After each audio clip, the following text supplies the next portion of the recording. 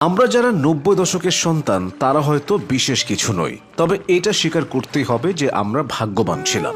আমরা যেমন চিঠি লিখেছি তেমনি ভিডিও কলেও কথা বলছে। আমাদের ছোটবেলায় আমরা হাতগুলো জামার ভেতরে ঢুকিয়ে রেখে বলতাম আমার হাত নেই।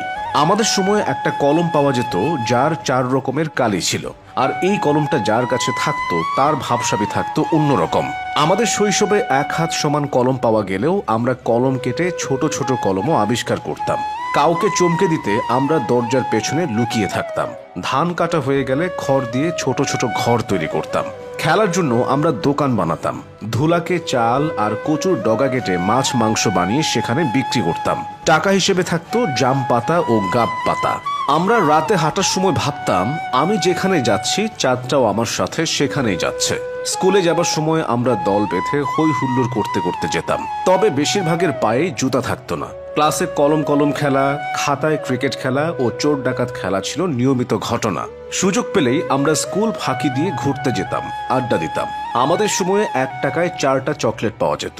১ টাকার রঙিন বা নারকেল আইসক্রিম কিংবা হাওয়াই মিঠাই খেতে না পারলে দিনটাই খারাপ যেত। আকাশ দিয়ে প্লেন বা হেলিকপ্টার গেলে আমরা সবাই দৌড়ে খোলা জায়গায় জড়ো হয়ে আকাশের দিকে তাকিয়ে থাকতাম। স্কুল ছুটি হলে দৌড়ে বাসায় আসতাম মিনা কার্টুন সিসিমপুর দেখব বলে। শুক্রবার দুপুর ৩টা থেকে অপেক্ষা করতাম কখন বিটিভিতে সিনেমা শুরু হবে।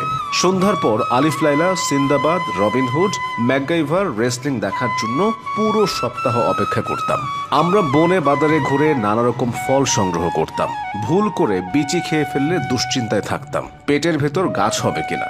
মাথায় মাথায় ধাক্কা লাগলে শিং গজানোর ভয়ে আবার নিজের ইচ্ছায় ধাক্কা দিতাম। কেউ বসে থাকলে তার মাথার উপর দিয়ে ঝাঁপ দিতাম যাতে সে আর লম্বা হতে না পারে। বিকালে কুতকুত, কানামাছি, গোল্লাছুট, বৌছি, হাডুডু, কাবাডি এক্কাদুক্কা না খেললে মনে হতো বিকালটাই মাটি হয়ে গেছে। আমরা টায়ার চালিয়ে আনন্দ পেতাম। কেউ একবার কোনো কিছু খেতে দিলে আরো একবার চেয়ে বসতাম, না দিলে বলতাম পানিতে পড়ে যাবে। বাঁশের কঞ্চি দিয়ে তীর ধনুক বানাতাম পাখি শিকার করার জন্য। বৈশাখী ঝড়ে বাগানে আম কুড়াতে যেতাম, আর বিজলি চমকালে দৌড়ে বাসায় চলে আসতাম। দল বেঁধে পুকুরে খালে ঝাঁপ দিতাম। কেউ ডাল, কেউ চাল, কেউ ডিম, কেউ পেঁয়াজ, কেউ রসুন এনে